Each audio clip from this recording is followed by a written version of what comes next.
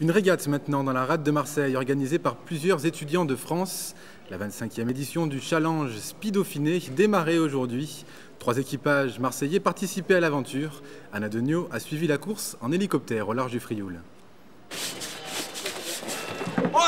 Dans une ambiance plutôt décontractée, plus de 300 voileux se préparaient ce matin au Vieux-Port à l'avant-dernière épreuve du Challenge Speed Dauphine. Une course nautique qui allie compétition et détente. La Speed, c'est une occasion un petit peu de se retrouver tous ensemble, de faire la fête pendant une semaine et d'essayer de remettre ça l'année prochaine. Hier, on a plutôt profité de la... personnellement, j'ai plutôt profité de la fête. L'équipage, il y en a plusieurs qui ont dormi, donc j'espère qu'ils sont frais pour la régate là. Mais de toute façon, c'est une équipe, hein, donc on va voir ce qui va se passer. On va mettre toutes les chances de notre côté et puis on va voir. Hein, on va voir, ça, il y aura de la chance de toute façon. Un grand soleil et du Mistral à dose raisonnable, les conditions météorologiques étaient plutôt exceptionnelles pour cette 3e étape. Après Sète et Sainte-Marie-de-la-Mer, la trentaine d'équipages, étudiants et salariés confondus, s'est donc affrontée toute la journée dans la rade de Marseille.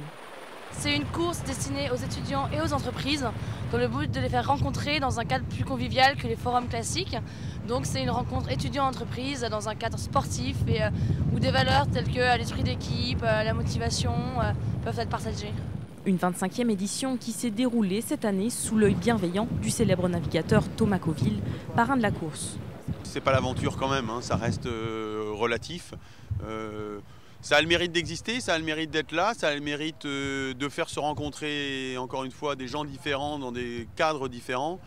Et ce mérite-là, je pense qu'il faut le soutenir, ou il faut au moins, quand on a eu la chance comme moi de pouvoir déboucher et puis d'arriver à vivre sa vie ou à rêver sa vie, à un moment donné de s'arrêter, puis de partager et de rendre l'appareil.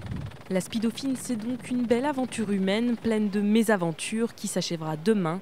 Pour le moment, c'est l'IUT de Toulon et l'entreprise Arcelor qui se battent.